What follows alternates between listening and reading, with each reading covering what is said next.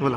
गेले 3 वर्ष झालं मुसळवाडी येथे जलविषय योजनेअंतर्गत मंजूर योजना झालेली आहे, पण ठेकेदाराच्या निष्काळजीपणामुळे ती योजना अजून अपूर्ण अवस्थेत आहे. त्यामुळे नागरिकांना, महिला वर्गाला प्रचंड पाणी टंचाईला सामना करावा लागतो आहे. आमची एकच विनंती प्रशासनाला का लवकरात लवकर योजना चालू करून महिला वर्गाला पाण्याची व्यवस्था करून द्यावी ही विनंती.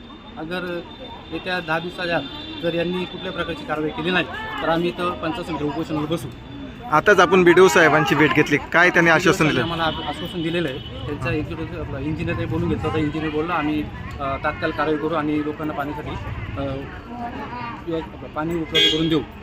सध्या मला 3 वर्ष झालं, आम्ही जवळजवळ 2 वर्ष झालं आम्ही ठाण्याला बी गेलो होतो. पंचायत समिती 3-4 आम्ही चक्कर मारलेले आहेत, पण कुठल्या प्रकारचा फक्त त्यांची उडवडी उत्तर आहेत. प्रशासन ठेकेदाराला पाठीशी घालते असा आमचा स्पष्ट आरोप आहे. पाणी टंचाई चालू असताना सध्या टँकरने पाणी पुरवठा चालू आहे का? त्या टँकरने एक हौद आहे, हौदाचा महिला सकाळी जातात, जवळजवळ 1 तास लागतो एका हंड्यासाठी त्यांना. मला सांगा, शासन योजनांचा एवढा महापूर करतो, पण त्या योजना प्रत्यक्षात येतच नाही ना.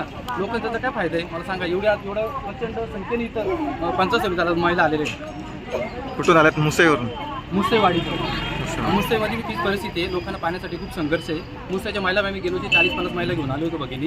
त्यावेळी मला असं उडवरती उत्तर दिलं, एक योजना आहे, प्रशासकीय ठराव दिलेला आहे, इस्टिमेट झालेलं आहे, प्रशासकीय मान्यता दिली तरी ती योजना चालू करत नाही ग्रामपंचायत. आणि लोकांना